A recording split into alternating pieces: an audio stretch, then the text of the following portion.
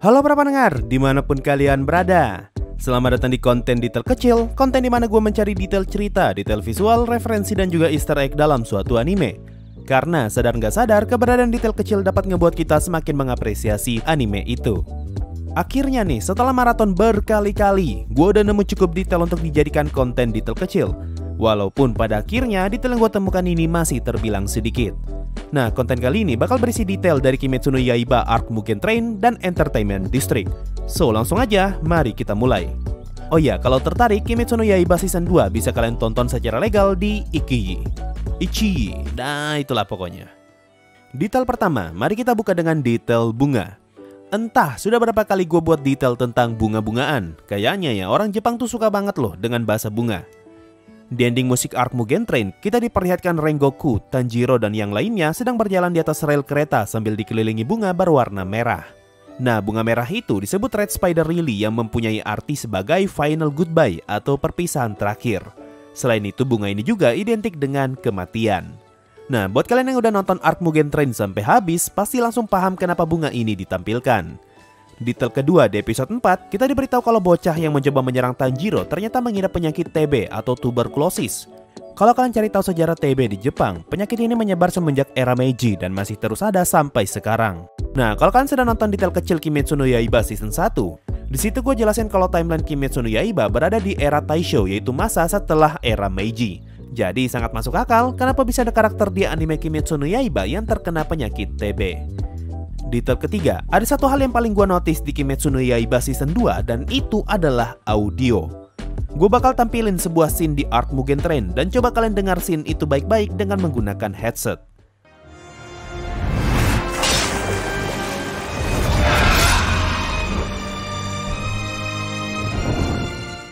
Nah, itu tadi adalah scene di episode 4 Mugen Train ketika Tanjiro menggunakan jurusnya untuk menyerang iblis kereta. Kalau kalian notice, suara nafas airnya Tanjiro seperti berpindah-pindah dari kanan ke kiri mengikuti arah pergerakan jurusnya. Efek suara itu disebut sebagai surround sound, di mana suara tersebut akan terdengar seperti berada di sekitar kita. Jadi kalau di layar gambarnya ada di kiri, maka sumber suaranya juga akan berasal dari sebelah kiri. Nah, detail suara ini cuma bisa gue sadari ketika di Arc Mugen Train dan tidak pernah gue sadari lagi ketika masuk ke Arc Entertainment District. Mungkin alasan kenapa Arc Mugen Train punya efek suara seniat ini karena apa yang muncul di Arc Mugen Train sebenarnya hanyalah scene daur ulang dari versi movie-nya. Makanya kualitas audio yang muncul di Arc ini terasa sangat mewah jika dibandingkan dengan Arc Entertainment District. Detail keempat, di awal episode 6, si masinis melompat turun dan mencoba menusuk Inosuke. Menyadari hal itu, Tanjiro pun melindungi Inosuke dan sebagai gantinya malah dia yang tertusuk. Nah, mungkin beberapa dari kalian ada yang gak nyadar kalau Tanjiro masih sempat untuk menahan lengan masinis itu dengan tangan kirinya. Makanya luka yang Tanjiro terima tidak terlalu fatal. Detail kelima, di episode 7, setelah Rengoku mengeluarkan jurus terkuatnya, ternyata serangan itu gagal untuk membunuh Akasa dan malah tangan kanannya Akasa yang berhasil menembus perutnya Rengoku. Padahal di scene sebelumnya kita diperlihatkan lengan kanannya Akasa yang terbelah dua akibat serangan Rengoku. Nah, mungkin banyak dari kalian yang gak nyadar karena scene ini terlalu cepat. Kalau kalian perhatikan baik-baik di scene yang gue tampilkan sekarang, di sini bakal terlihat kalau Akasa berhasil menyembuhkan tangan kanannya. Nah, karena pada saat itu mata kiri Rengoku tidak bisa digunakan, hal ini ngebuat jarak pandangnya berkurang sehingga dia tidak memperhatikan tangan kanannya Akasa. Ditambah pada saat itu, Rengoku terlalu berfokus untuk menyerang lehernya Akasa. Hal ini ngebuat Rengoku lengah dan Akasa berhasil menyerang perutnya Rengoku dengan tangan kanannya. Detail keenam, alasan kenapa Rengoku bisa mati bukan karena perutnya tertusuk, tapi dia kehabisan darah setelah luka di perutnya terbuka. Logikanya sama seperti tertusuk pisau. Pisau yang menancap di tubuh kita akan membantu untuk menutup pembuluh darah yang putus. Jadi jika pisau itu dilepas, malah pembuluh darah yang terputus akan terbuka dan menyebabkan kita kehilangan banyak darah.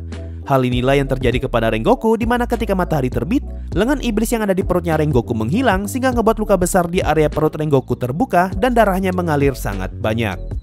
Detail ke-7 di episode 8, ketika Uzui datang untuk mengambil beberapa gadis, Tanjiro mencoba menyerang untuk menyelamatkan para gadis itu, dan Uzui pun menghindar sambil melepaskan dua orang gadis. Nah, pada saat terjatuh, bisa kita lihat kalau Nanao mencoba melindungi bagian belakang kepala salah satu gadis. Ini karena Nanao tahu kalau gadis itu tidak mempunyai pengalaman bertarung, sehingga akan sangat berbahaya jika membiarkannya terjatuh begitu saja. Apalagi bagian belakang kepala adalah salah satu titik paling fatal jika terkena benturan.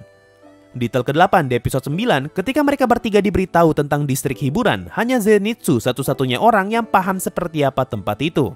Nah, selain Zenitsu adalah orang yang paling bejat di antara mereka bertiga, menurut gua alasan kenapa hanya Zenitsu yang tahu tentang distrik hiburan, karena Tanjiro dan Inosuke sama-sama dibesarkan di area terpencil, sehingga sangat masuk akal jika mereka berdua tidak tahu tentang tempat seperti itu. Detail ke-9 di episode 10, si ibu pemilik penginapan mencurigai Daki sebagai dalang dari hilangnya banyak perempuan belakangan ini, sehingga dia pun masuk ke dalam ruangannya Daki sambil membawa pisau. Nah, kalau kalian notice, tepat sebelum ibu penginapan dibiarkan jatuh, pada saat itu ibu penginapan masih membawa pisau di tangannya, tapi setelah terjatuh, pisau itu pun menghilang. Kemungkinan Daki sengaja mengambil pisau dari tangan ibu penginapan sebelum menjatuhkan dia, karena jika ibu itu terjatuh sambil memegang pisau, tentu insiden ini akan menimbulkan kecurigaan. Tapi karena ibu penginapan jatuh tanpa memegang apa-apa, jadinya narasi yang beredar pada saat itu adalah ibu kos yang terjatuh dari lantai atas. Detail ke-10 di episode 14, kaki kanan Nezuko sempat berubah warna menjadi merah setelah dia menginjak Daki berkali-kali. Tapi apa kalian sadar kalau kakinya Nezuko yang awalnya merah tiba-tiba saja bersih kembali setelah dia menggunakan kekuatan apinya dan melompat kembali untuk menginjak Daki lagi.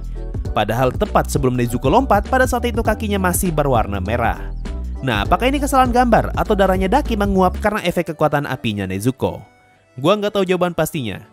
Detail ke-11, gua rasa kalian semua sudah tahu detail ini, cuma hal ini emang nggak dijelasin secara langsung di versi anime, jadi mungkin ada dari kalian yang nggak nyadar. Awalnya kita diperlihatkan Gyaburo yang bisa melihat dengan dua mata, tapi setelah terpisah dengan Daki, tiba-tiba muncul mata ketiga di jidatnya Daki dan Gyaburo sekarang hanya melihat dengan sebelah mata saja. Ini karena mata kiri Gyaburo sudah dia pindahkan ke jidatnya Daki, makanya Gyaburo bisa mengetahui kondisi adiknya meski mereka terpisah jauh.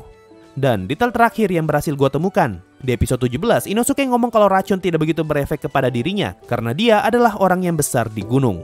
Nah, menurut gue alasan kenapa Inosuke ngomong seperti itu karena di gunung terdapat banyak hewan berbisa seperti ular, kodok beracun, dan juga jamur beracun. Sebagai orang yang besar dan tinggal di lingkungan seperti itu, maka ini ngebuat Inosuke sudah terbiasa dengan racun. Oke, itu tadi semua detail yang berhasil gue temukan setelah maraton Kimetsu no Yaiba berkali-kali. Nggak banyak detail menarik yang bisa gue temukan, tapi setidaknya ada satu atau dua detail yang bagus, seperti Red Spider Lily dan tangannya Akasa. So, mungkin itu saja untuk video kali ini. Makasih semua yang sudah mendengarkan sampai di titik ini. Sampai jumpa di video berikutnya, dan bye-bye.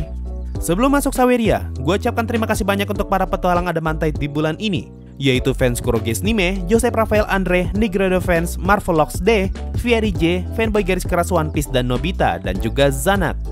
Yo, waktunya Saweria ada dari Soto Ayam. Terima kasih buat bahasan Overlord-nya, jadi tahu ada versi light novel dan web novelnya. Sama-sama. So, itu tadi dari Saweria, makasih semua yang sudah donasi dan gabung jadi membership. Thanks a lot and bye-bye.